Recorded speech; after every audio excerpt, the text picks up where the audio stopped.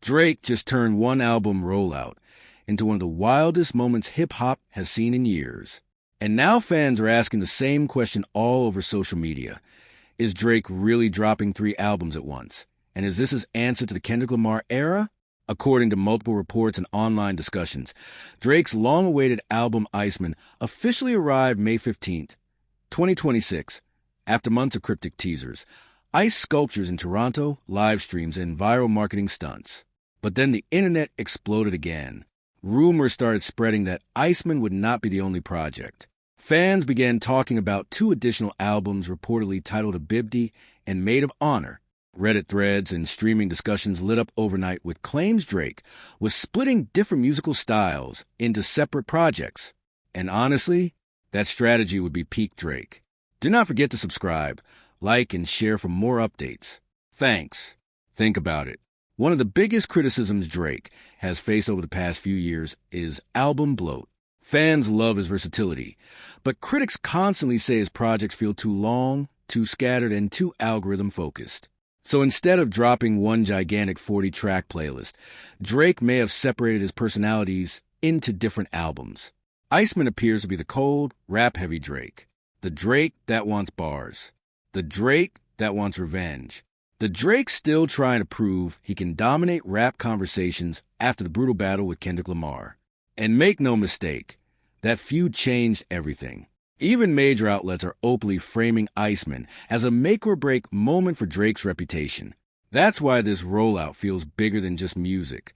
This is legacy management. This is Drake trying to remind people why he spent over a decade at the top of streaming. Because after Not Like Us became a cultural earthquake, the internet narrative shifted. Suddenly, Drake wasn't the untouchable king anymore. Critics started saying he lost relevance. Others argued he became too commercial. Some fans even questioned whether younger listeners still see him as the face of hip-hop. But here's the thing people keep underestimating about Drake. He understands attention better than almost any artist alive.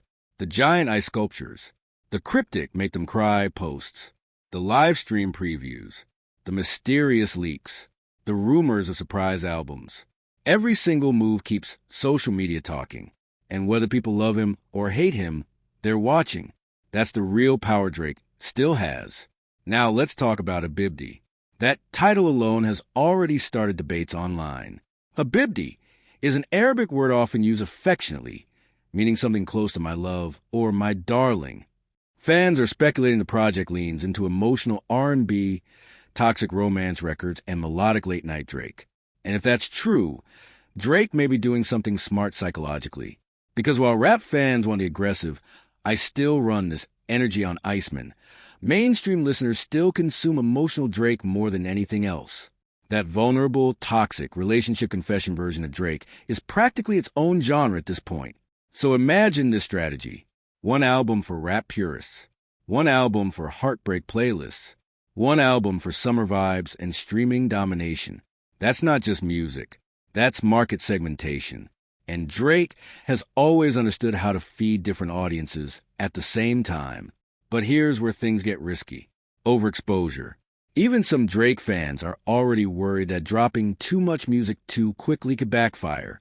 Online reactions show excitement mixed with exhaustion, with critics accusing him of flooding streaming platforms rather than crafting tighter classics. And honestly, that criticism isn't completely unfair. Drake's biggest challenge right now is not numbers. He will stream. He will chart. He will trend. The real question is this. Can he create another cultural moment? Can he make an album people remember 5 years from now? Because streaming dominance and cultural dominance are no longer the same thing. That's exactly why ICEMAN matters so much.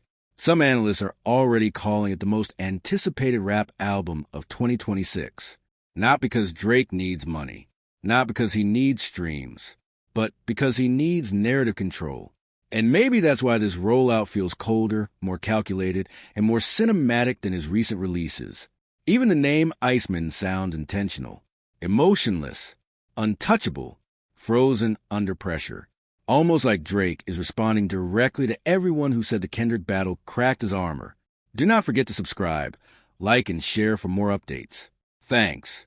Now, whether these three album rumors fully materialize exactly as fans expect remains unclear, because much of the speculation is still coming from online discussions and unofficial chatter rather than direct confirmation from Drake himself. But one thing is undeniable. Drake has the entire music world watching again, and that alone proves something important. People may debate whether Drake is still the greatest hitmaker of his generation, but nobody can debate his ability to control the conversation. And in today's music industry, attention is power,